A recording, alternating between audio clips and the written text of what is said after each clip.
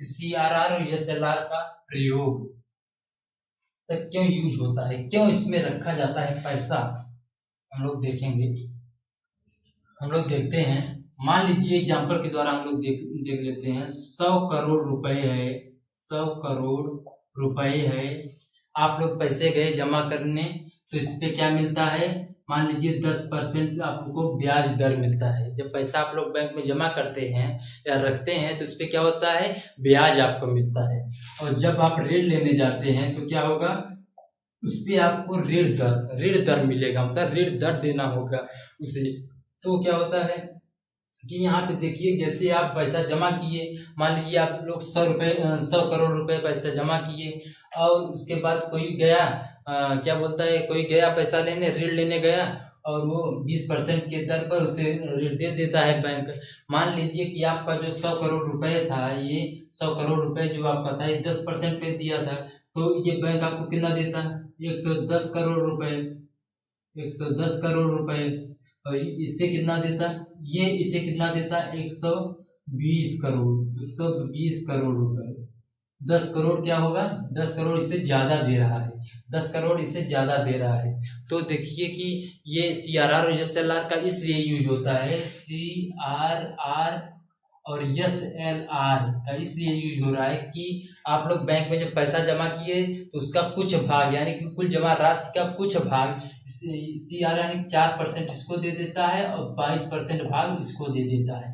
तो ये क्या होता है, सुरक्षित बैंक में, यानी कि RBI के पास सुरक्षित रखा रहता है। क्योंकि मान लीजिए कि ये 120 करोड़ जो ऋण लिया था वो भाग गया, तो बैंक क्या हो जाएगा, दिवालिया हो जाएगा। आप पैसा मांगने जाएंगे तो उसके पास पैसा ही नहीं रहेगा तो पैसा कैसे देगा आपको। तो इसलिए इसे यहाँ पे रखा ही रहता है। क्योंकि जैसे कि एग्जाम्पल में देखा जाए तो विजय माल्या जो रॉयल चैलेंजर बेंगलोर के मालिक थे, विराट कोहली की टीम के जो मालिक थे, वो पैसा लेके भाग गए, तो अब क्या होगा, बैंक दिवालिया होगा। ऐसा नहीं है, क्योंकि CRR और SLR में बैंक, वाणिज्यिक बैंक पैसा रखा हुआ है, तो वहां से आप लोग को देगा। इसीलिए ये CRR और SLR का यूज होता है। क्योंकि जो ऋण ही होते हैं, जो ऋण होते हैं, जो पैसा लेते हैं, वो क्या होते हैं कि जैसे मान लीजिए भाग गए तो पैसा कहाँ से पूर्ति होगी, इसलिए CRR और SLR में पैसा रखा जाता है। ये आप लोग समझ लीजिए, CRR और SLR में पैसा बैंक रखती ही है। क्योंकि CRR में RBI पैसा रखवा लेती है। यदि वाणिज्यिक बैंक CRR में पैसा नहीं रखेगी तो क्या होगा, जुर्माना देना पड़ेगा। किसे, जुर्माना देना पड़ेगा, जुर्माना देना पड़ेगा। ठीक है, जुर्माना देना पड़ेगा। जुर्माना क्यों देना पड़ेगा, क्योंकि CRR में RBI वाणिज्यिक बैंकों की कुल जमा पूंजी का मांगता ही है पैसा, 4% पैसा मांगता ही है। ठीक है दोस्तों, तो हम लोग इसको समझ चुके हैं कि CRR और SLR होता क्या है।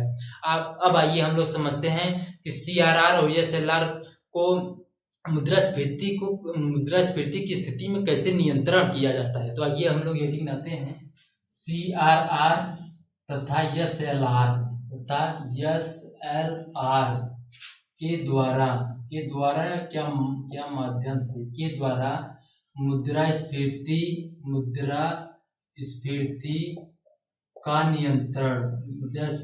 का नियंत्रण। ठीक है दोस्तों, तो हम लोग देखते हैं कि CRR और SLR के माध्यम से या के द्वारा मुद्रास्फीति को कैसे नियंत्रित किया जाता है। तो इसमें हम लोग देखते हैं कि मुद्रास्फीति की स्थिति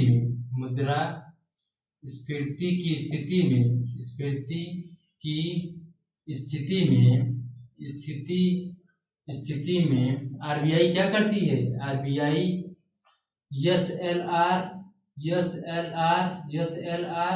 तथा CRR में वृद्धि कर देगी। क्या कर देगी, वृद्धि कर देती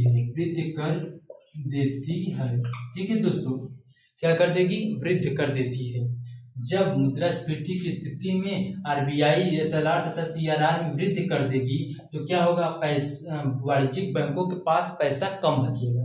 क्या होगा, वाणिज्यिक बैंकों के पास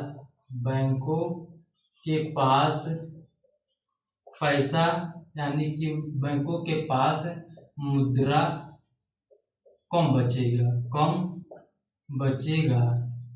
बचेगा, यानी कि कोष में कमी आ जाएगी। क्या होगा? कोष में क्या हो जाएगी? कमी आ जाएगी, कोष में कमी आ जाएगी। जब वाणिज्यिक बैंक के पास मुद्रा कम बचेगा तो क्या होगा? वाणिज्यिक बैंकों के उधार देने की क्षमता में कमी आएगी। क्या होगा? वाणिज्यिक बैंकों के पास, इसमें वाणिज्यिक बैंकों में उधार देने की क्षमता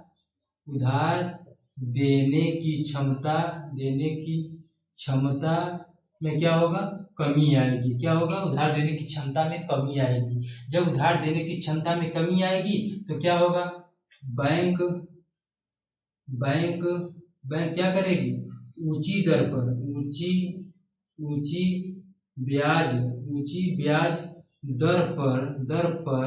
ब्याज दर पर उधार देगी। जब उसके पास पैसा कम होगा तो बैंक में सभी पैसा जाएंगे, लोन लेने तो जाएंगे ही, तो क्या होगा? बैंक ऊंची ब्याज दर पर उधार देगी। जब ऊंची ब्याज दर पर उधार देगी तो क्या होगा? बाजार में मुद्रा की पूर्ति में कमी आएगी।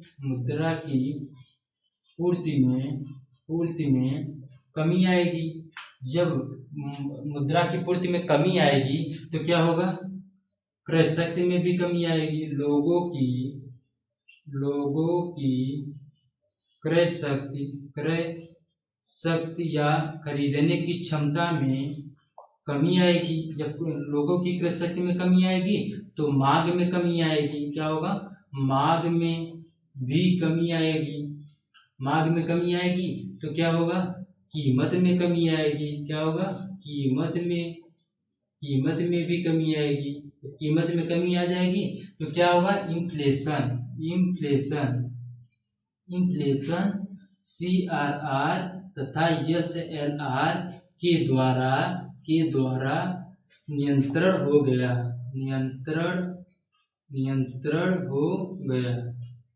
ठीक है दोस्तों, यहाँ पे नियंत्रण हो गया। देखिए CRR और SLR के द्वारा मुद्रास्फीति को कैसे नियंत्रित किया जाता है, इसको एक बार हम लोग फिर से समझते हैं।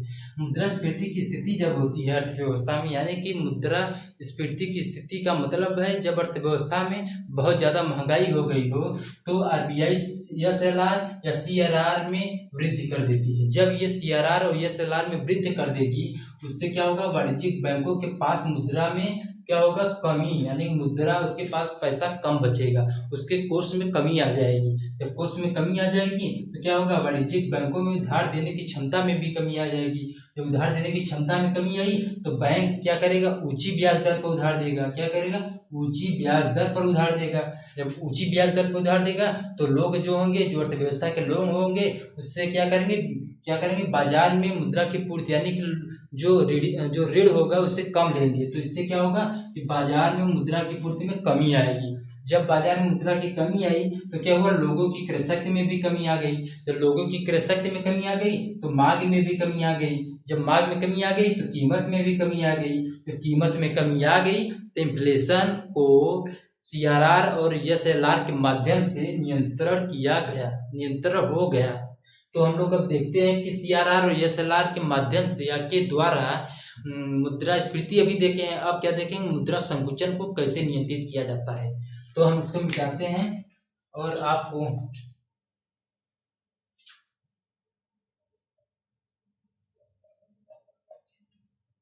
हम लोग देखते चलेंगे, मिटाते चलेंगे। CRR और SLR के द्वारा मुद्रा संकुचन,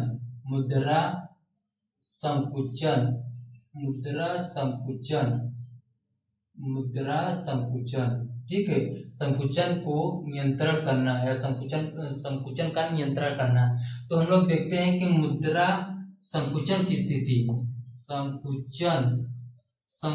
की स्थिति में RBI क्या करेगी? CRR तथा SLR में क्या करेगी? कमी कर देगी। क्या कर देगी, कमी कर देती है।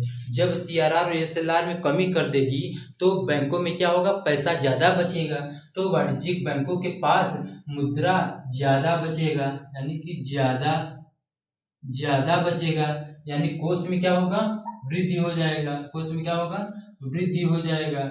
जब कोष में वृद्धि हो गया तो क्या हुआ, वाणिज्यिक बैंकों में उधार देने की क्षमता में भी वृद्धि हो गई। जब हमारे पास पैसा ज्यादा होगा तो हम किसी को और उधार दे सकते हैं। वैसे ही बैंकों में भी होता है, जब बैंक में पैसा ज्यादा होगा तो क्या करेगी, सबको उधार देने की क्षमता में उसकी वृद्धि हो जाएगी। जब उसके पास पैसा देने में वृद्धि हुई तो क्या हुआ, बैंक में ऊंची ब्याज दर पर उधार नहीं देगी, क्या करेगी, बैंक कम ब्याज दर पर उधार देगी। किसको देगी, अर्थव्यवस्था के लोगों को। ठीक है, तो बाजार में क्या हो जाएगा, मुद्रा की पूर्ति में वृद्धि हो जाएगी। मुद्रा की पूर्ति में जब वृद्धि हो जाएगी तो लोगों की क्रय शक्ति में भी वृद्धि हो जाएगी। तो लोगों की क्रय शक्ति में भी वृद्धि हो गई तो मांग में भी वृद्धि हो जाएगी। जब मांग में वृद्धि हो गई तो कीमत में भी वृद्धि हो गई। तो कीमत में वृद्धि हो गई तो क्या हुआ, डिफ्लेशन CRR और SLR के द्वारा नियंत्रित किया गया। ठीक है दोस्तों, तो हम लोग इसको समझ चुके हैं कि CRR और SLR होता क्या है, CRR और SLR में अंतर क्या होता है, इसकी जरूरत कैसे होती है, और CRR और SLR के द्वारा मुद्रा संकुचन हो या मुद्रास्फीति हो उसको कैसे नियंत्रित किया जाता है, उसको हम लोग पहचान चुके हैं, उसको हम लोग जान चुके हैं। और हम लोग अब इसके बाद राष्ट्रीय आय यानी कि नेशनल इनकम होता क्या है उसको अगली क्लास में हम लोग समझेंगे।